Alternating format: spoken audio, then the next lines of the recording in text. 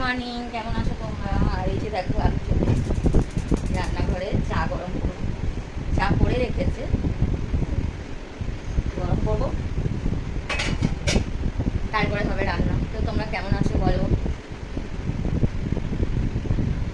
এই দেখো চা আমার জন্য করেই রেখেছে, কালো কালো লাগছে চাটা। আগে করে রেখেছে তো একটু কালো কালো লাগছে। আর দেখো এত রোদ পড়েছে আমার রান্নাঘরে, জানলা দিয়ে এই দেখো প্রচণ্ড রোদ। আর এখানে দাঁড়িয়ে রান্নাটা করতে হবে। পাখা চলছে কিন্তু এত রোদ উঠেছে না, খুব গরম। আর এই যে দেখো কথা বলতে বলতে চা গরম হয়ে গেল, চাটা ছেঁকে নিই। আর কি রান্না করবো তোমাদের দেখাবো। আজকে তো নিরামিষ। তো এই দেখো কে খাবে চলে এসে। এই দেখো আজকে কি রান্না করবো। সোয়াবিন রান্না করবো আজকে অনেকদিন পর।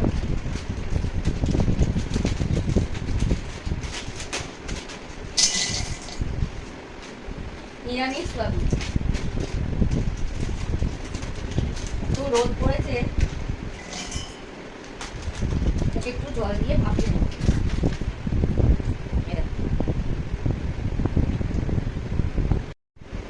আর আজকে যেহেতু নিরামিষ, দেখো কি কি মশলা দেবো। জিরে, ধনে, গোটা গরম মশলা, লঙ্কা আর আদা। আর যেহেতু নিরামিষ তাই আজকে আমি সব গোটা ইউজ করবো। গোটা মশলা বেটে রান্না করলে তার কিন্তু একটা আলাদাই মজা। তো ওই জন্য আজকে আমি সব গোটা নিয়ে নিয়েছি। এগুলো এবার দেবো, ধুয়ে তারপর বাটবো। হ্যালো, এবার দেখো এই যে সোয়াবিনটা আমি জলটা ছেঁকে নেব। এইদিকে আমার সোয়াবিনটা দেখো কি ভালো ফুলে বড় বড় হয়ে গেছে, দেখা যাচ্ছে। এই দেখো গ্যাসে বসিয়েছি একটা কড়া, মশলাও বাটা হয়ে গেছে।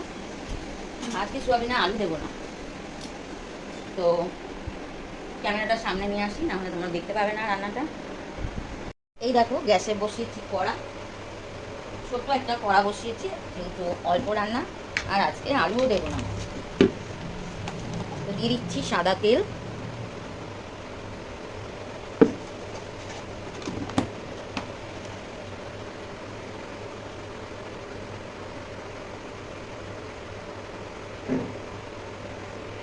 কোনটাই কাজ করছে না আজকে আমার, জানো তো, বুঝতে পারছি না কি হচ্ছে। ছাড়ো, করতে দাও। যা দিয়ে দেবো একটু গোটা জিরে।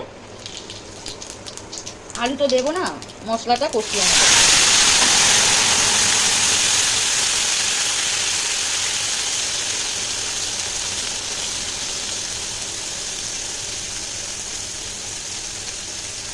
তেলগুলো সব আমার মাথায় চলে যাবে। দিয়ে দিচ্ছি নুন, অল্প হলুদ, একটু দিয়ে দেবো। এই দেখো পড়ে যাচ্ছে তলায়। অল্প একটু জল দিয়ে দেবো, অল্প কাশ্মীরি লঙ্কার গুঁড়ো। তো মশলা প্রায় কষাই হয়ে গেছে, এবার সোয়াবিনটা দিয়ে দেবো।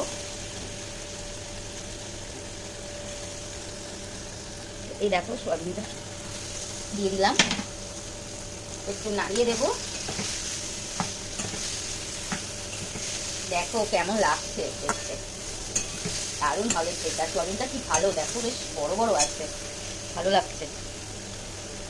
এর মধ্যে একটু চিনি দিলে ভালো হয়, কিন্তু আমি আজকে চিনি একদম দেবো না, সুগারটা অনেকটাই বেড়েছে। তো নিরামিষ তরকারি একটু চিনি দিলে ভালো লাগে, তো চিনি আজকে আমি একদম দেবো না। এবার একটু জল দিয়ে দেবো। দেখো কি ভালো লাগছে দেখতে। মশলা কষা হয়েই গেছে, অল্প জল দেবো। এবার আমি এর মধ্যে দেবো একটু ঘি। ঘি তো জমে আছে,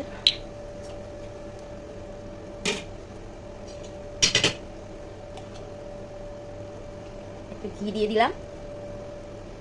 দারুণ লাগবে খেতে, যেহেতু নিরামিষ একটু ঘি গরম মশলা দিলে বেশ ভালো লাগে।